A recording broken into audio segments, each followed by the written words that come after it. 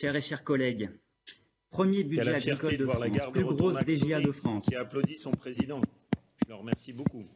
Allez-y, monsieur de Mras. L'exposé des objectifs dévoile des intentions louables avec des éléments de langage bien choisis. Néanmoins, nous doutons fortement que cette programmation réponde aux enjeux. Le premier, c'est stopper l'inexorable plan social que subissent nos paysans et paysannes. Pour répondre à cette exigence, nous aurions voulu une prise en compte de l'emploi dans les dispositifs mobilisants du FEADER. D'autant que l'emploi agricole est non délocalisable, contrairement aux investissements et équipements, dont la production n'est que très peu régionale. Le deuxième enjeu est la bifurcation pour des systèmes productifs, sanitairement et environnementalement plus vertueux.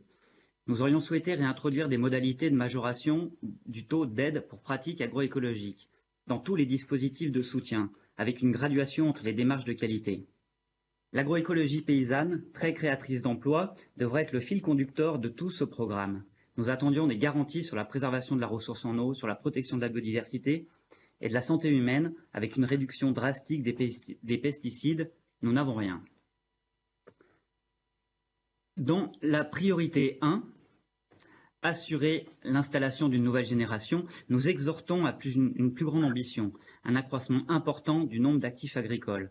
Mais l'augmentation de la DGA de base est certes annoncée, mais avec une restriction drastique des niveaux de type de modulation, dans la disparition de toute majoration pour les installations hors cadre familial, quand même 47% des installations actuelles, ou la disparition de la modulation pour création de valeur ou d'emploi, 77% des installations actuelles. De même, la modulation démarche de progrès n'a prévu aucune graduation entre les démarches. Tous les signes de qualité sont au même niveau. L'AB serait aussi vertueuse que le HVE. Et cette modulation n'est accessible que s'il y a un engagement dans un processus d'évolution de l'exploitation. Et contrairement à la modulation agroécologie actuelle, nous regrettons que la poursuite de pratiques agroécologiques en place ne permette pas de bénéficier de cette majoration. Les installations aidées ne représentent en moyenne que 40% des installations agricoles. Donc tout miser sur la DGA pour faire de l'installation, c'est passer à côté de près de la moitié des projets. Il faut donc une vraie politique qui permettra aux diverses structures accompagnantes de pouvoir faire leur travail. Or, nous n'avons à ce jour aucune visibilité sur la politique publique globale prévue en région sur l'installation-transmission, ni de garantie sur le respect de la pluralité de l'instance de gouvernance à venir. Nous interrogeons l'absence d'aide spécifique accordée à l'installation de personnes de plus de 40 ans en reconversion professionnelle. Ce mouvement est essentiel pour la vitalité aussi de nos territoires ruraux et la région devrait les accompagner.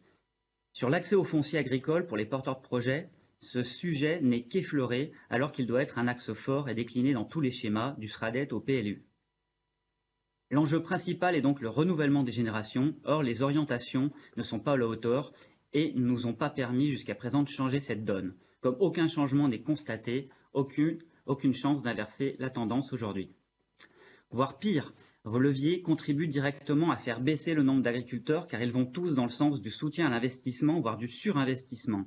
Cela peut même fragiliser l'installation, voire compromettre la réussite économique et la transmission via la surcapitalisation des fermes.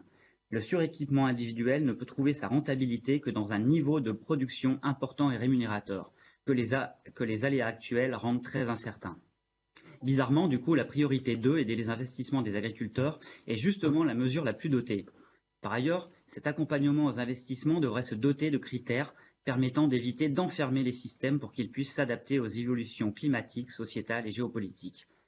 Dans la priorité 3, relocaliser la production alimentaire, il nous semble qu'il manque des thématiques essentielles, un accompagnement ambitieux des projets alimentaires territoriaux, la diversification visant une alimentation mieux mais moins carnée, la relocalisation des productions alimentaires pour les animaux afin de se passer des importations pour nourrir nos troupeaux.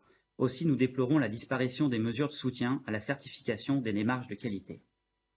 En ce qui concerne la priorité 4, valoriser la forêt, malgré les rôles des forêts face au risque de réchauffement climatique, l'exploitation forestière est déjà et sera fortement impactée. Pour protéger et gérer durablement la forêt, il faudrait adopter un système de critères environnementaux pour limiter les pratiques désastreuses et favoriser les plus vertueuses et économes.